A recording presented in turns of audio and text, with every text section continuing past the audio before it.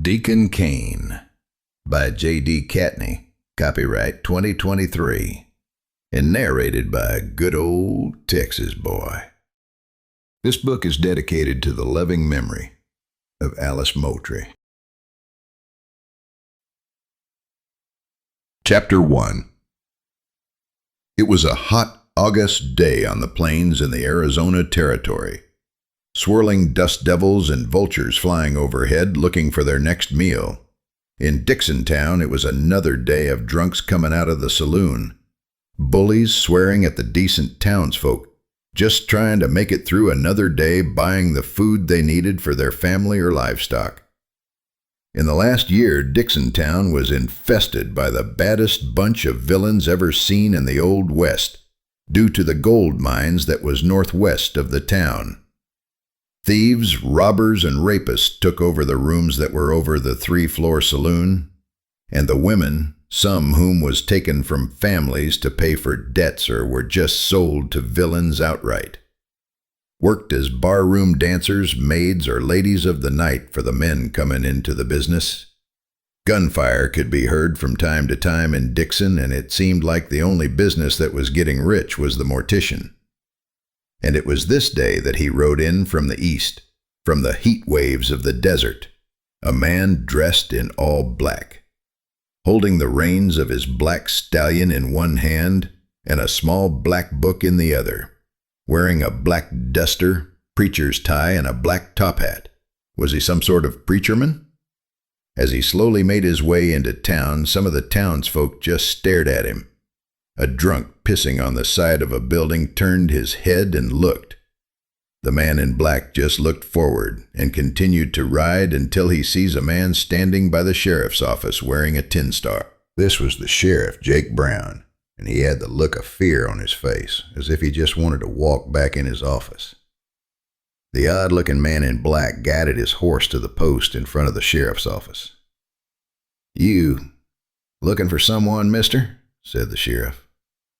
The man dressed all in black rubs his right arm and a little disoriented, says in a low, slow voice.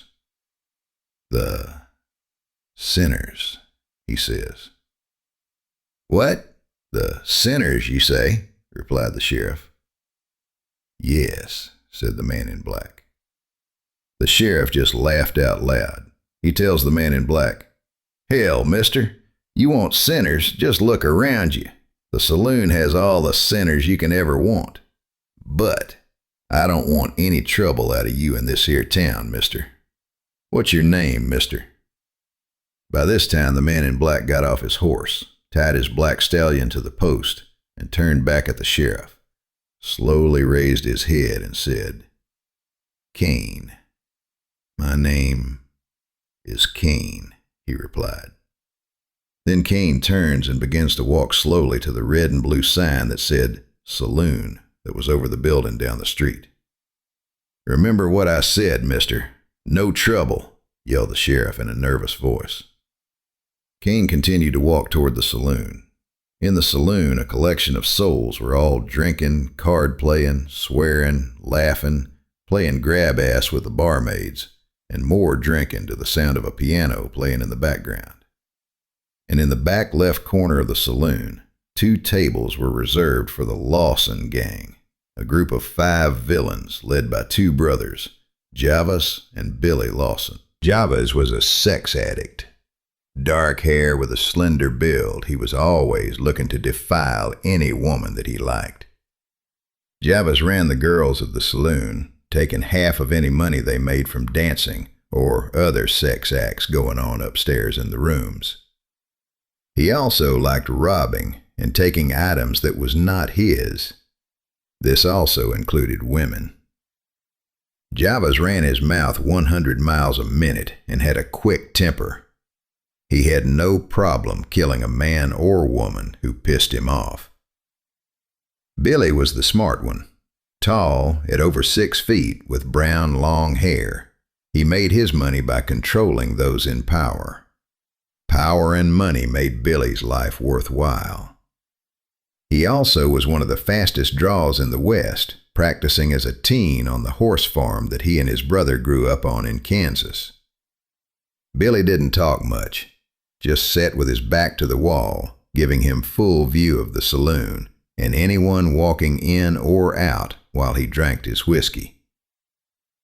The other 3 members of the gang, Teddy, who Billy used for special assignments, and also Javis's running buddy in crime, Little Joe, a 6-foot 5-inch man who was wanted in Canada for killing a family of 7, and Bobcat, a half Apache that was a good shot and great tracker. All 3 men sat at the table next to the Lawsons. They watched as the new mayor, Harlan McDonald, walked down the stairs with 2 ladies of the night. The mayor was a middle-aged man, balding, salty hair, who loved food a little too much for his frame.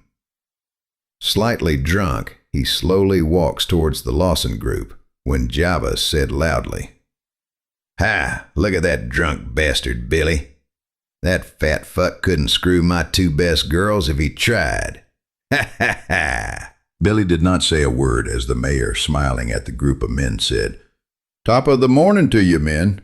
Billy, have not seen you in 2 days. Everything okay?" Billy replied, "Taking care of business, Mayor. Hope you have my package." "Oh, yes. Come to my office," said the mayor. "Teddy, take the mayor to his office and collect my package and bring it to me," said Billy, turning his head to the table next to him as a tall man with long beard stands and says, "Sure thing, boss."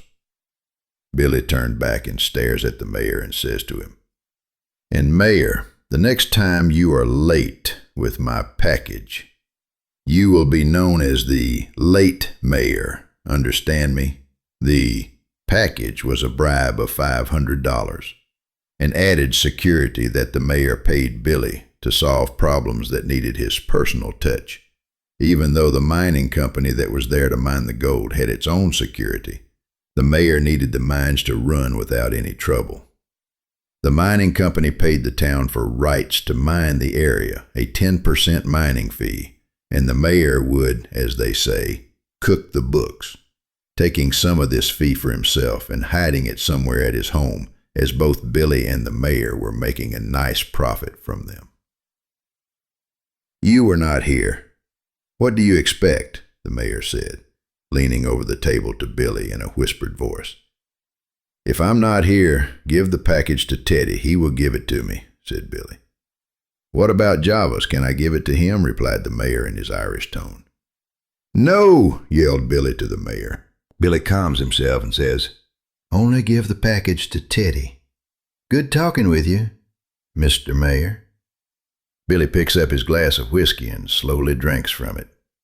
Javis looks at Billy and says, "You don't trust me with the package, brother?"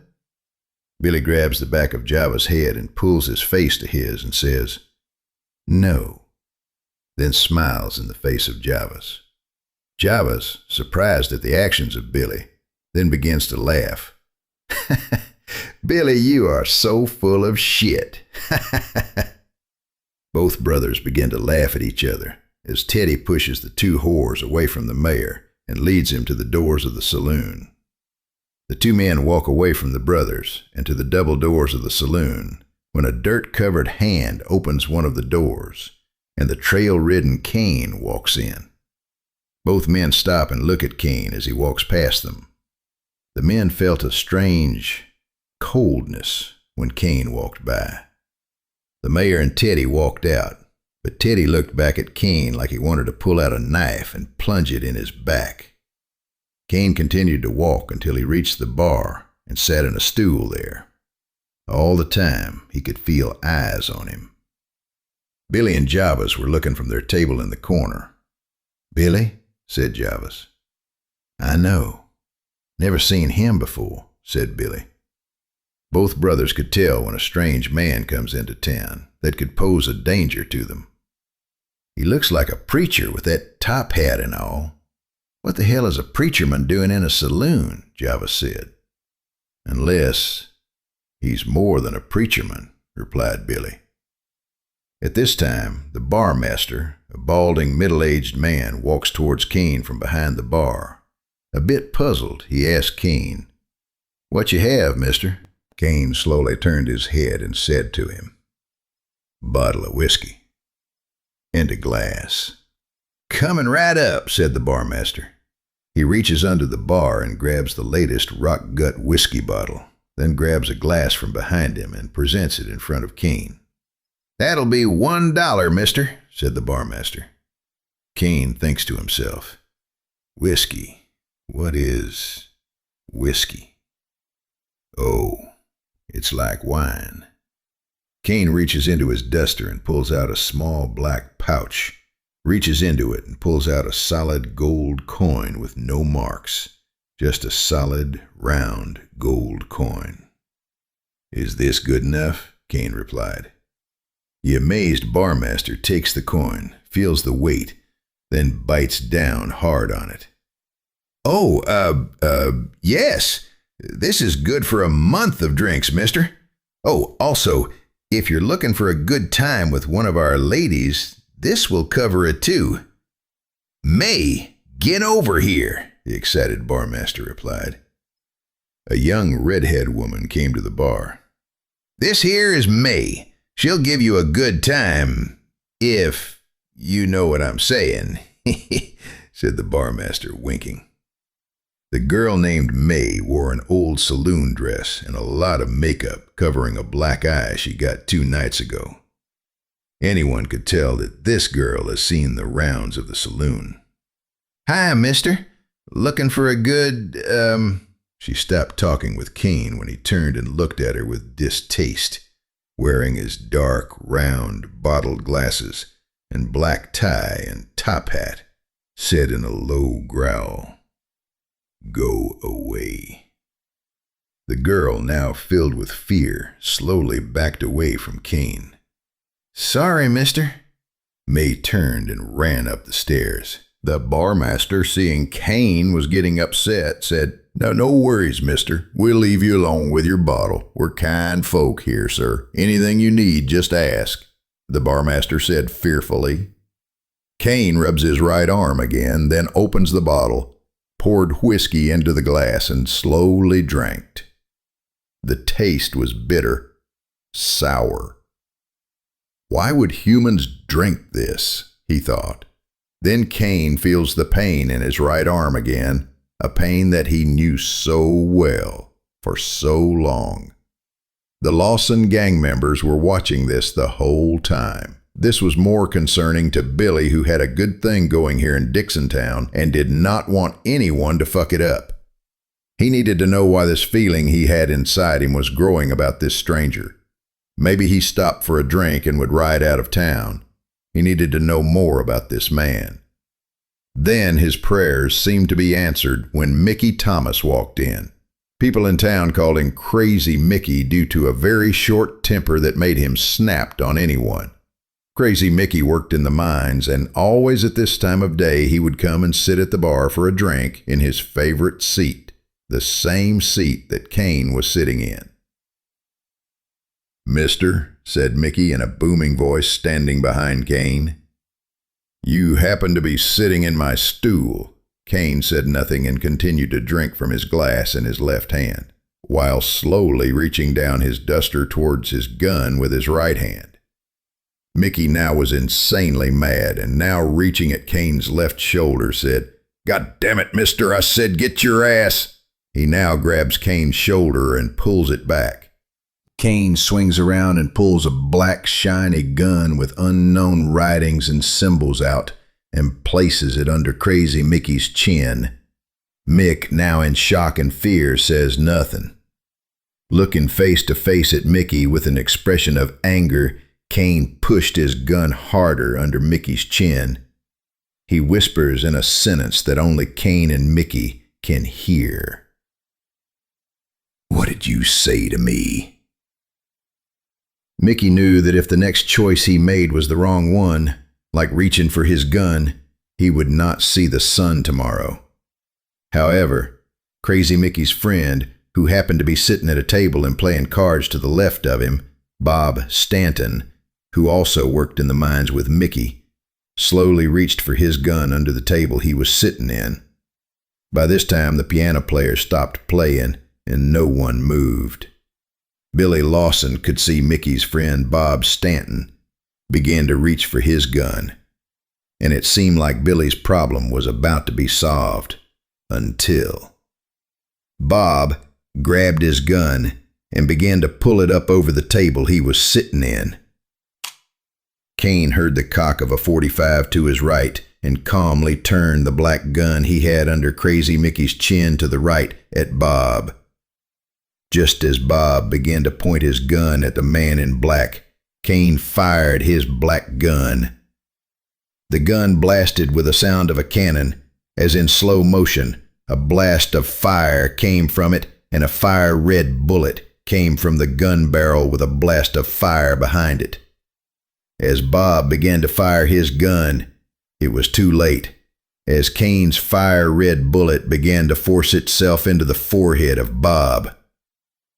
The bullet traveled through Bob's head, and as it came out, it blew a large hole out the back of Bob's head. Blood and brain matter shot over the people who sat behind Bob. His body and the gun he was holding fell to the floor. The entire scene shocked everyone in the saloon, to the point that Javas jumped in the back of his seat with his mouth opened. Billy, not moving, just continued to watch and worry and wonder about what he just witnessed. Bob's body lay on the floor as blood gusted from the back of his head, and the gross scene of blood and brain matter had the people who sat behind Bob running out of the saloon as Cain's gun slowly returned back toward Crazy Mick, and the red-hot barrel was pushed under Mick's chin. The searing of the barrel to skin could be heard, and Crazy Mick cried in pain. "Whoa! Please, mister! I'm sorry! Oh, please!" Cain removed the barrel where a round black burn mark was now under Crazy Mick's chin. Cain reached down and took Mick's gun off him with his left hand and placed it on the bar, while keeping him covered with his gun in his right hand. Meanwhile, the sheriff, who saw the whole thing, was standing in the doorway. As the sheriff walked in, he looked to his left at Javas and Billy. Billy nodded his head in the direction of the bar, where Cain had just killed Bob Stanton, as if he wanted the sheriff to arrest the man in black. Bob Stanton lay dead on the floor. But Bob Stanton, that is, the ghost of Bob Stanton, was still standing next to his body. In shock, he looks down at himself, wondering what is going on. He raises his hands in front of him and could see right through them. Is he dead? He doesn't feel dead. In fact, he never felt better. "Hey, what did you do to me, you bastard?" Bob said, looking at Cain. "Mickey, you see me, Mickey? Mickey!" the ghost of Bob Stanton yelled to his friend, but Crazy Mickey was still looking at Cain, not ever noticing Bob. In fact, it seemed like no one could see or hear him speak. Cain looked at Crazy Mickey, saying in a growl, "You can go now." Crazy Mickey turned and began running out of the saloon.